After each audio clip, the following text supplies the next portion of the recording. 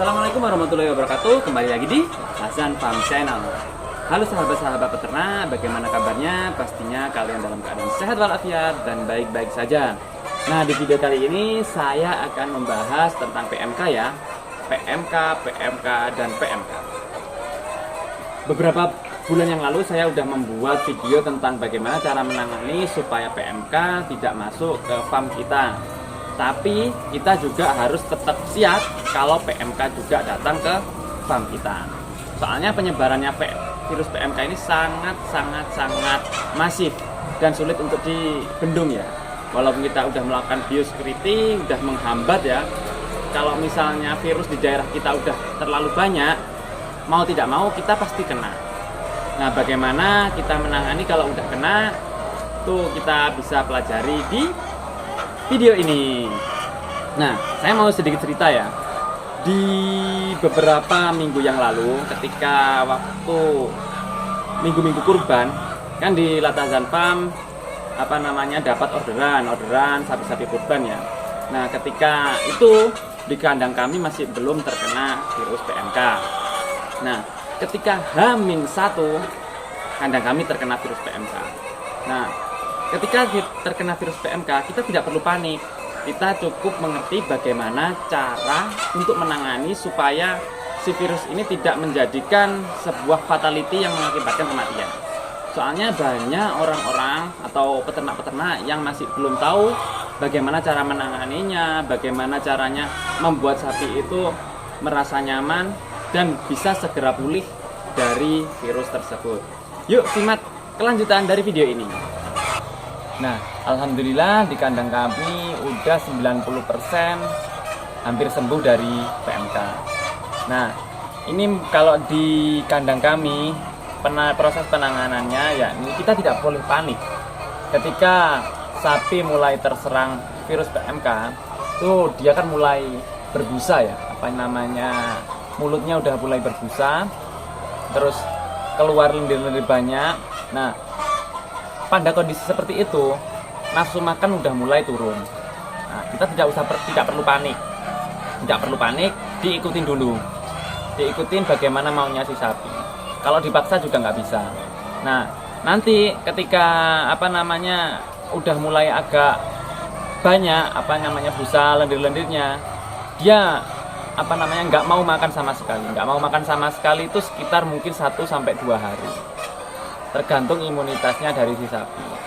Tapi kita bisa memberikan minum, biasanya masih mau minum air garam. Nah, air garam itu fungsinya juga untuk selain mengurangi dehidrasi di dalam tubuh sapi, dia juga menjadi untuk membantu penyembuhan di lidahnya si sapi. Soalnya yang membuat tidak mau makan itu yakni lidahnya itu kayak sejenis melepuh-melepuh, ada lesi-lesinya itu.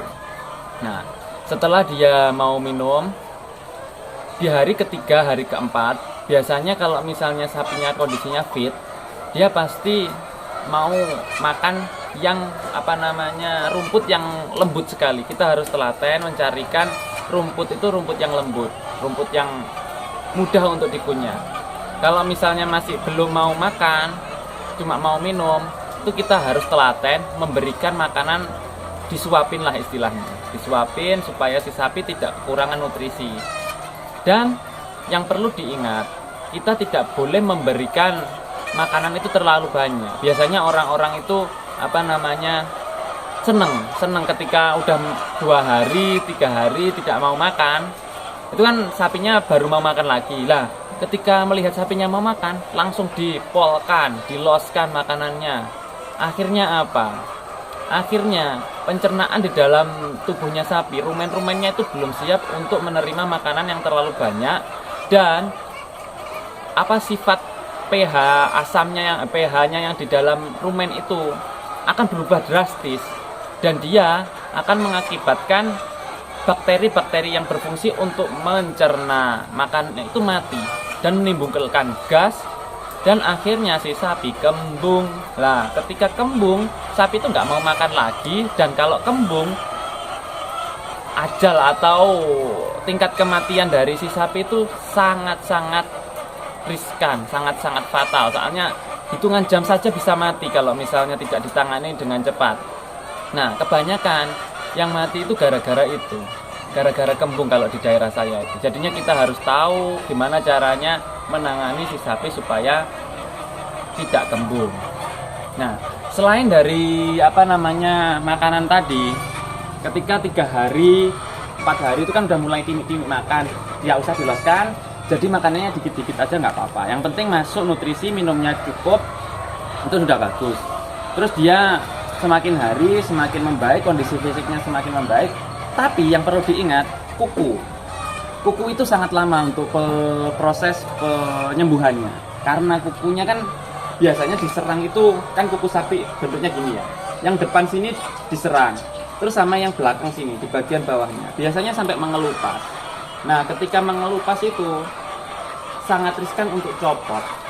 Makanya di dalam makanannya itu kita harus memberikan selain ramuan empon-empon Jawa seperti jahe, kunir, terus gula merah, itu kita juga memberikan kapur atau kalsium supaya proses penyembuhan dari kukunya itu cepat. Selain itu juga kukunya harus diperhatikan, harus dibersihkan, dikasih CuSO4 kalau punya tembaga sulfat itu, kalau nggak gitu dikasih disinfektan yang berupa dia kandungannya iodin, atau juga bisa menggunakan kapur gamping, itu juga bisa dioleskan di kaki supaya si kuku itu tetap tidak terkontaminasi oleh bakteri-bakteri dan tidak terjadi bengkak dan tidak ada peradangan.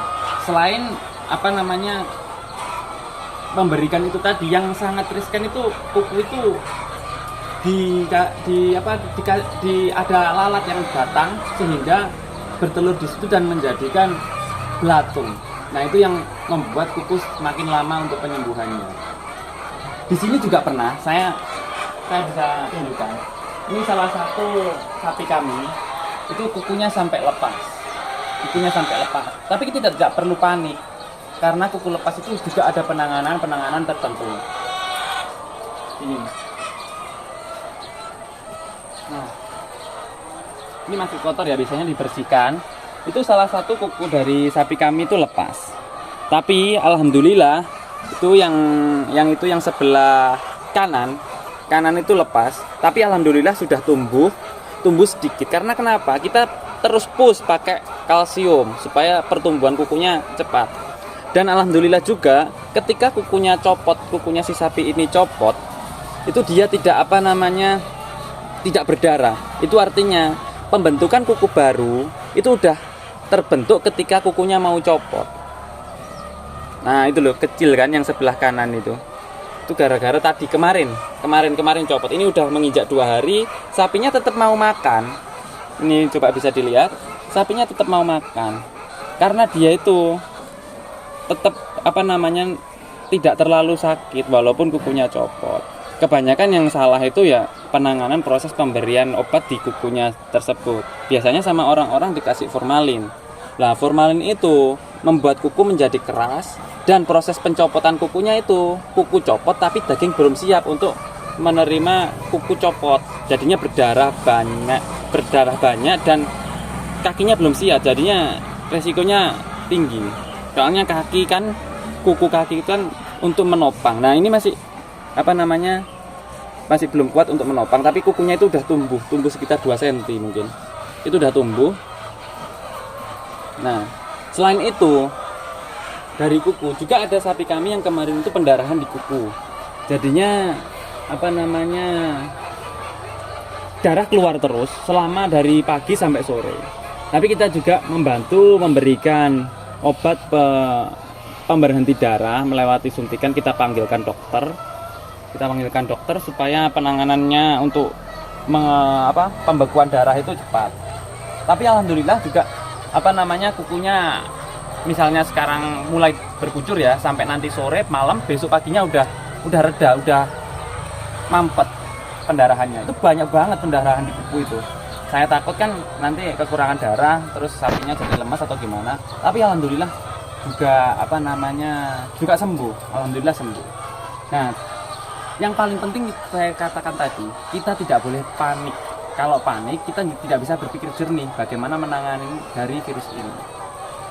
Nah, kalian bisa lihat di kandang kami ini semuanya udah kena semuanya. Tapi ya itu tadi, imunitas dari sapi-sapi itu berbeda. Jadi ada yang sembuhnya cepat, ada yang sembuhnya lama, itu macam-macam. Ada yang nggak mau makan agak lama, nah itu tadi macam-macam. Terus jangan lupa, walaupun udah kena gini, tetap disinfektan itu rutin ya, supaya bakteri-bakteri atau virus di kandang itu bersih dan steril, supaya ada bakteri-bakteri yang mengganggu proses penyembuhan itu bisa nggak ada, bisa hilang, diminimalisir. Ini alhamdulillah semuanya udah mau makan, makanannya juga banyak, udah kembali pulih seperti sebelum sebelum terkena virus PMK. Nah, mungkin cukup sekian. Kalau misalnya ada teman-teman yang mau tanya-tanya bagaimana prosesnya, mungkin ini udah terlalu saya padatkan. Kalau misalnya ada yang mau ditanyakan bisa tulis di kolom komentar, atau bisa langsung hubungin di nomor kami, atau nggak begitu bisa datang ke kandang kami kalau misalnya ingin tahu kondisi seperti apa di kandang kami. Ini kita masih belum full sembuh ya, masih 90%-an, ini udah mau makan semua. Tapi alhamdulillah, ya itu tadi, kita nggak boleh panik dan selalu minta pertolongan sama Allah. Walaupun kita udah berusaha keras, kalau misalnya kita tidak minta pertolongan dan tidak diberi kesembuhan dari Allah, ya tetap aja sapinya nggak bakal sembuh. Soalnya kemarin juga ada korban dari kandang kami, 1 ekor ya. Bukan karena sakit, bukan karena tidak bisa sembuhkan, karena sapi kami jumbo banget ya, di atas 1 ton. Itu ya udah mau makan, cuma kita kasihan gara-gara ngelihat setiap hari itu sapinya itu kayak tepar, tapi udah mau makan. Itu kita kasihan, akhirnya kita potong sendiri. Kita tidak jual atau tidak dijual dagingnya, kita potong sendiri, kita pakai dagingnya sendiri untuk kebersamaan umat, untuk kemaslahatan umat di daerah kami. Ya mungkin cukup sekian. Terima kasih kalian sudah menonton di channel kami. Wassalamualaikum warahmatullahi wabarakatuh.